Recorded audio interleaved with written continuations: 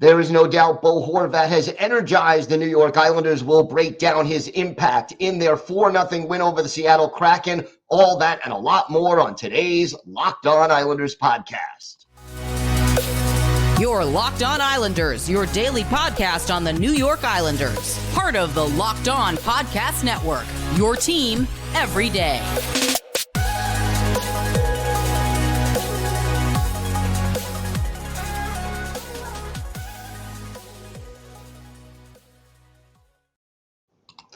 And welcome, everybody, to the Wednesday edition of the Locked On Islanders podcast, part of the Locked On Podcast Network, your team every day.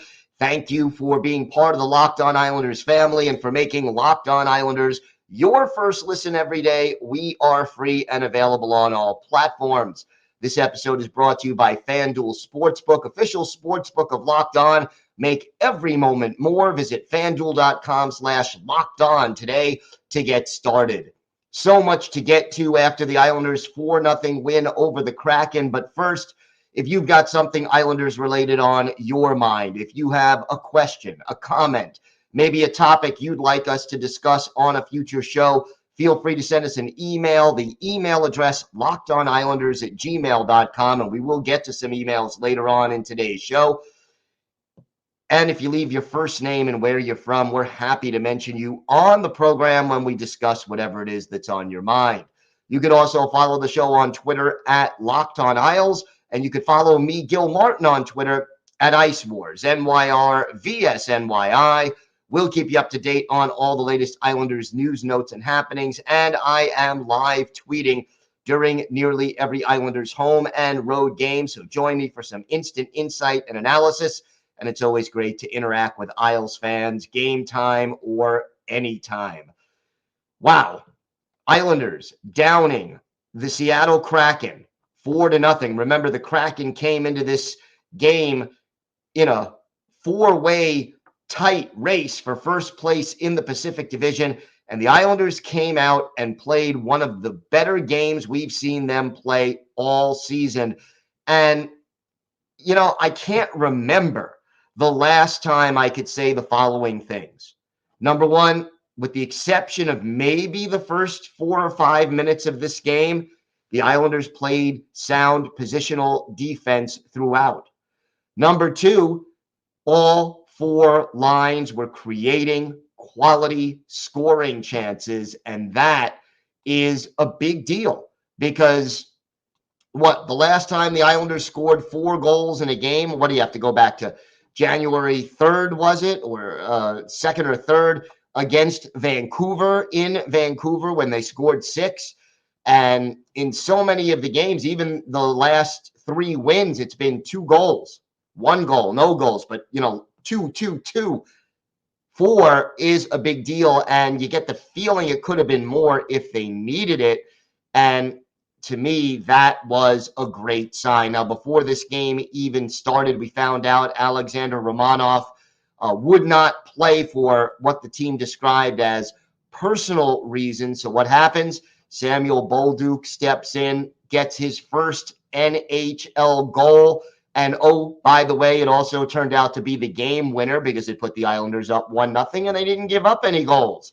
So congratulations to Bolduc on getting that first NHL goal. And believe me, it was a good shot. It was one of those situations where there were 2 players in front of the goal. So Martin Jones was screened, but to get that goal on a nice shot from just inside the blue line, got to feel good. Let's start this analysis though by talking about the impact of Bo Horvat, because he got his first goal of the year for the Islanders anyway. And it was the 4th goal. It wasn't, it was a nice goal to get. And, he didn't get great wood on it, but it still went in. Nice play by Matthew Barzal to get it going.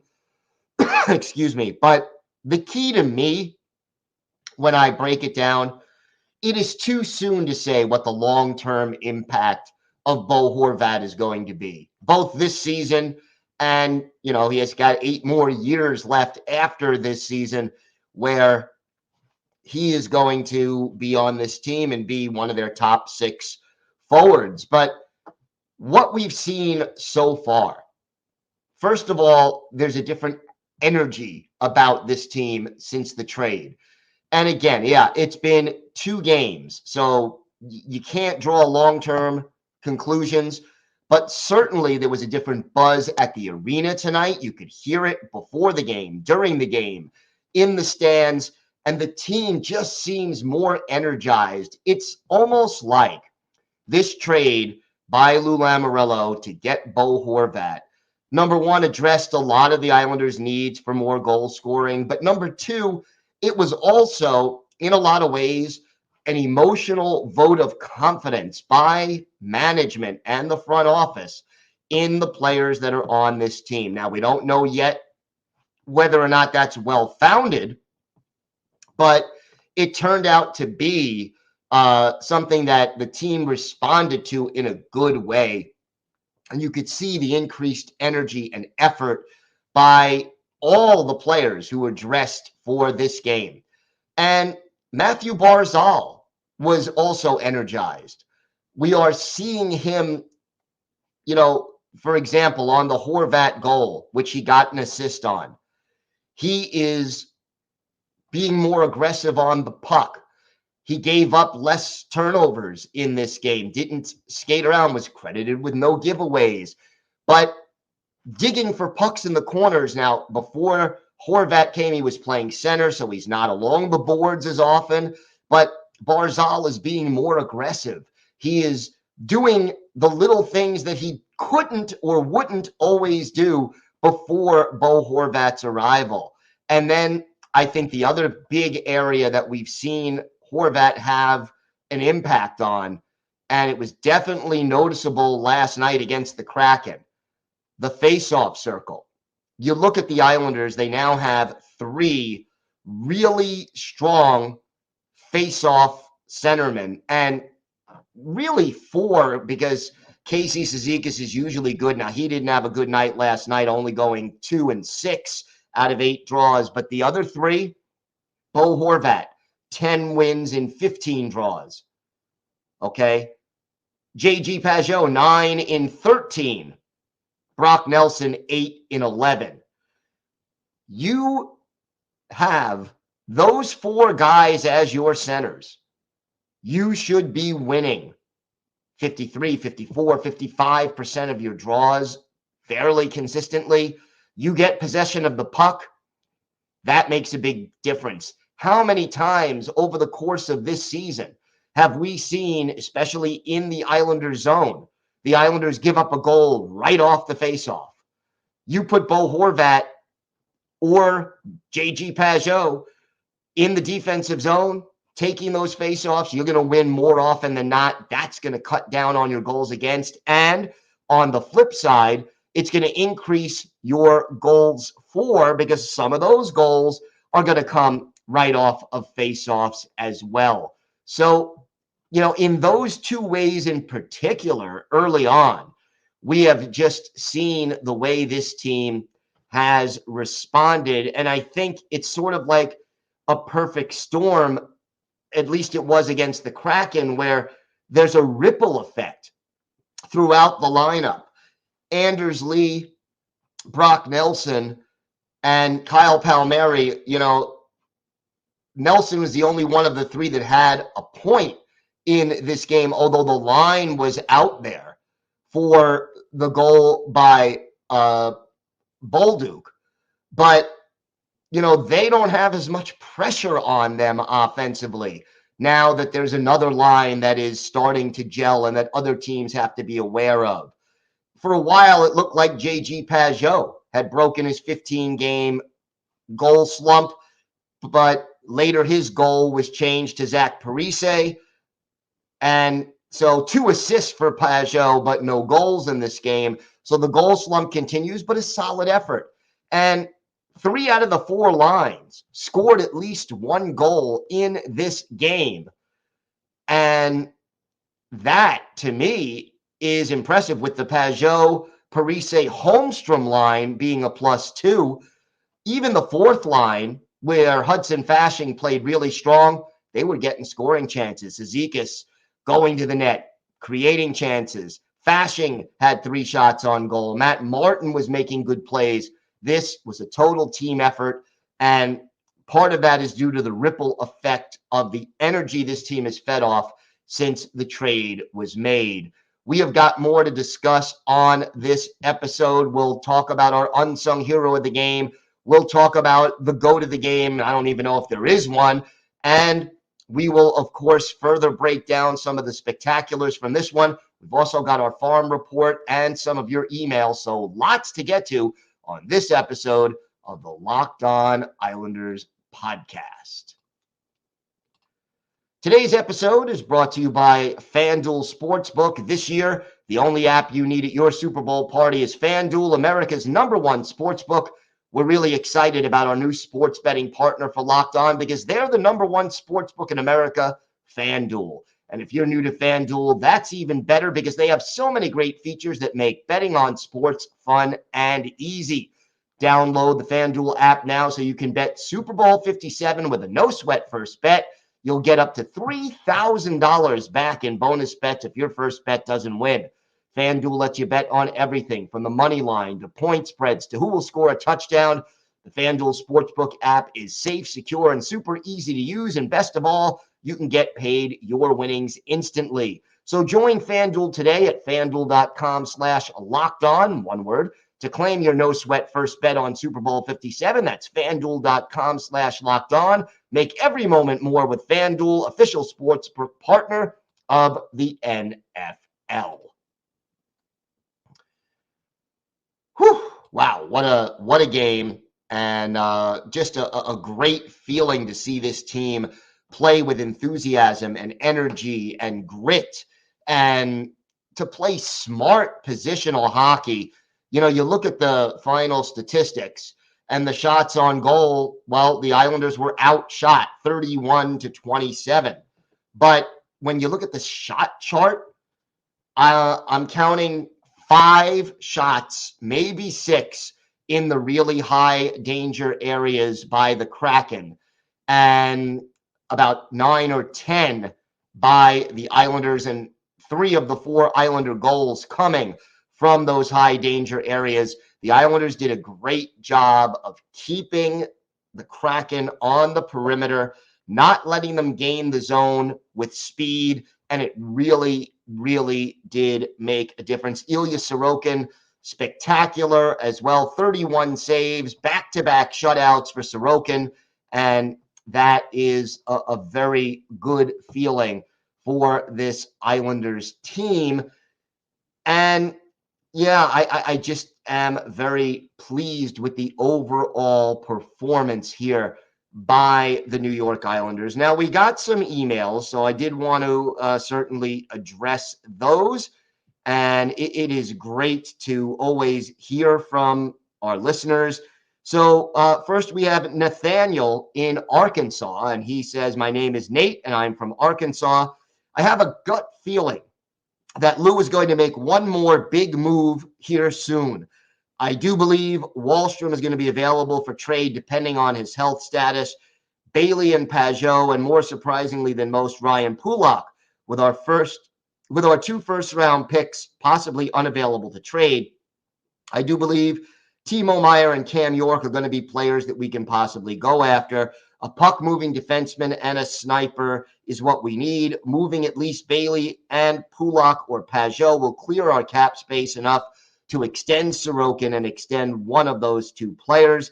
What are your thoughts on the possibility of that happening? Do you think Lou would be willing to move one of his favorite players in Pulock in order to improve our prospect pool? Let me know your thoughts." Well, first of all, Nathaniel, thank you so much for the email. Great to hear from you again.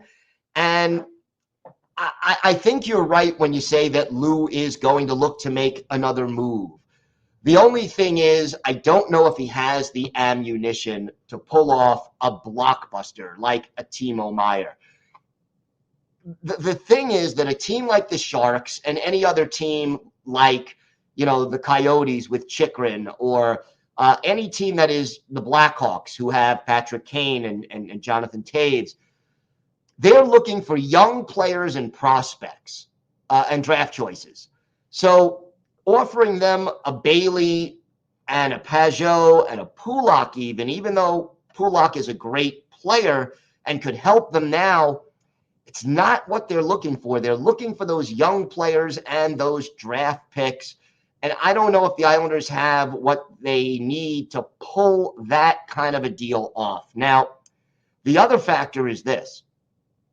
When you mention Oliver Wahlstrom, heard that he was seen with a brace and a full leg cast in the press box at the game today. So there is no timetable for his return. He hasn't started skating. I would say the odds are that Wahlstrom is not coming back at least until very late in the regular season or even in the playoffs at the earliest. So the trade deadline is now less than a month away. I can't imagine him being somebody who another team would want to take right away under those circumstances, and that will make it harder. So, Nate, thank you for the question. I think Lou will make another move. I just don't know if it could be that big a move. Another, possibility, well, we'll discuss that with our next email, and that's Dale from Knoxville, Tennessee. Dale, good to hear from you again. Hey, Gil, what do you think the Islanders should do with Varley? If they traded him, what kind of return do you think they would get? If they re-signed him, what do you think the new contract would look like, amount, and term? Dale, thank you for the email. Always good to hear from you. If they could re-sign Varley for roughly half of what he's making now, $2.5 to $3 million a year, a 1, 2, I wouldn't want to go 3 years, but if he's willing to take less money, I might add a third year to the deal. That would be the terms I would re-sign him on. More than that, and I think you're better off trading him. The one thing you don't want to do is keep him and lose him for nothing during the offseason. I think you might be able to get a second-round pick for Varley, maybe a prospect, not an elite prospect, but a mid-level prospect, or, maybe the right contending team that needs goaltending might be willing to part with a first-round pick, but not necessarily for an older rental goalie. The way you get a first-round pick for Varley is if a good team without a lot of goaltending depth suffers an injury and they need to find a goalie who is capable of starting, and then you might be able to get a first-round pick or a better prospect for Varlamov. So I'd love to keep him if you could cut the salary down to $2.5 or $3 million a year and keep the term at 2 years or 1 year. I'd go 3 if he's willing to go a little lower per year, but let's see. One more email to get in, and this one is from Paul in Manchester of the United Kingdom. So long distance, all 3 long distance here today. Hi, Gil. Keep up the great work on the podcast. Wanted to get your thoughts on Matt Maggio, who I read is now the leading point scorer in the OHL.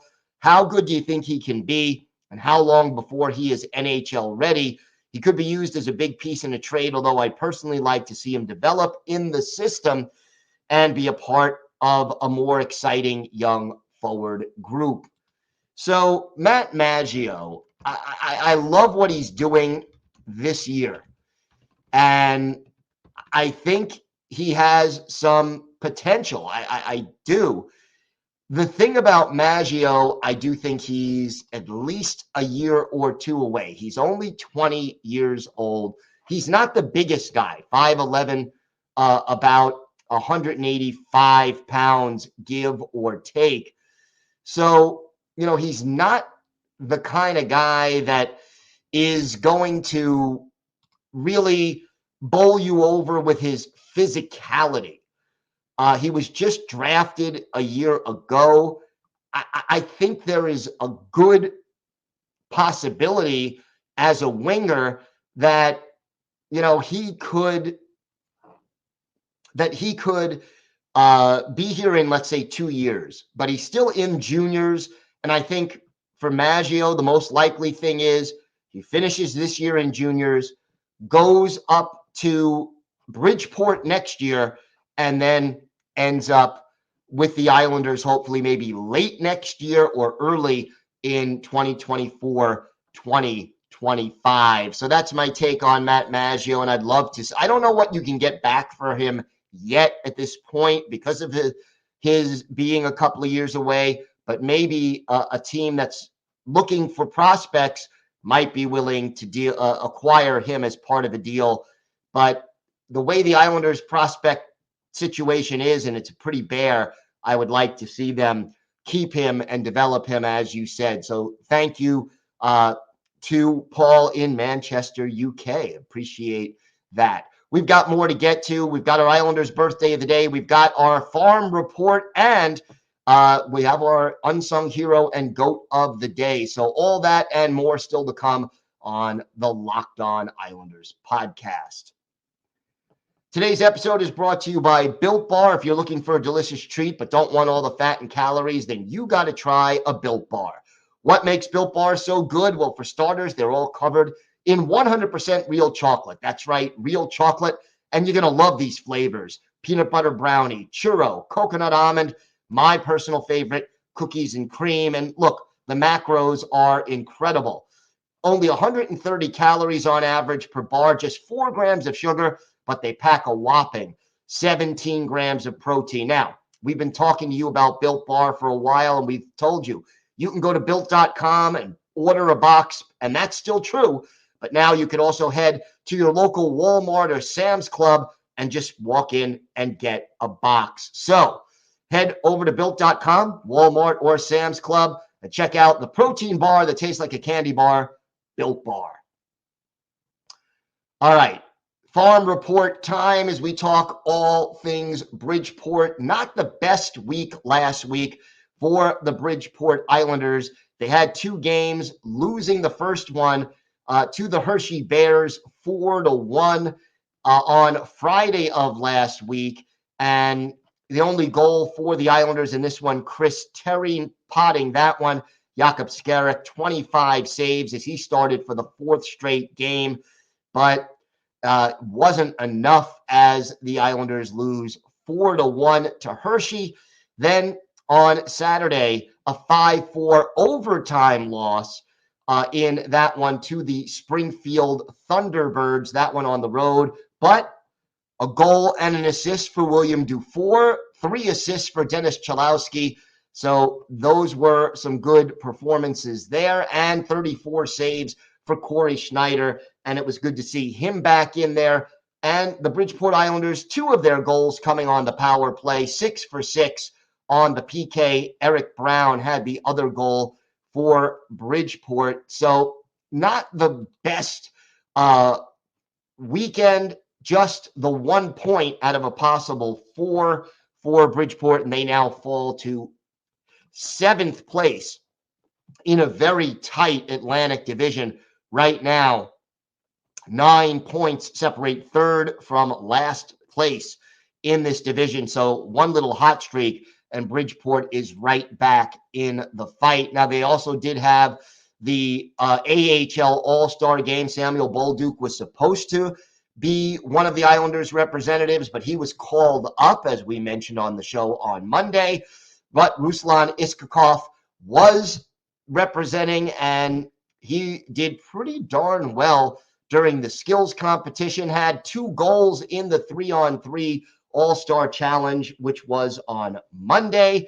So congratulations to Ruslan Iskakov for his strong performance as Bridgeport's representative, doing what they do well. Right now, Chris Terry still the leading scorer on this team with 44 points, while Andy Andreoff has 20 goals to lead the team. He has 38 points overall. Arno Durando and Iskakov with 31 points. William Dufour, 15 goals, 28 points. Samuel Bolduc, who is now with the big club and scored his first NHL goal last night, he leads all defensemen with 26 points, 8 goals, and 18 assists in 41 games. Schedule-wise for Bridgeport, not a lot going on this weekend, just the one game. It's at Lehigh Valley, Saturday, a 7:05 Eastern time start, and we'll see how the Islanders do in that one. So that's where we're at right now with the Bridgeport Islanders. Goaltending wise, Jakub Skarek starting to get that goals against number down and that save percentage up, 3.42 goals against, 888 save percentage. Corey Schneider, 255 goals against, 923 save percentage. As for our unsung hero of the game, JG Pajot, big in the faceoff circle, 2 assists. We'll give him the unsung hero. And I can't name a GOAT. There really wasn't a player who didn't do very well for the Islanders in this game. I'm going to leave it at that. And believe me, if I could find someone, I would fill the slot. But the game the Islanders played last night, nobody really earned GOAT of the game honors or dishonors, as you would put it. As for our Islanders' birthday of the day, today is the 39th birthday of former Islanders winger Sean Bergenheim, the Helsinki, Finland native, first-round pick of the Isles in 2002, came to North America for the 03-04 season, where he made his Islanders debut and got his first goal, stayed with the Islanders through the 2009-2010 season.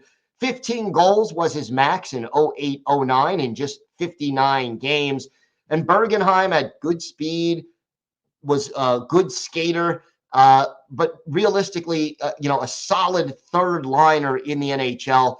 Later played for Tampa Bay, Florida, and Minnesota before finishing his career in Switzerland and Sweden. Hung up his skates after the 2017-2018 season. 96 career NHL goals and 180 points in 506 NHL games. In his magic moment, a hat trick, the only one of his NHL career, March 7th, 2009, at the Nassau Coliseum against the Devils in a 7-3 Islanders win.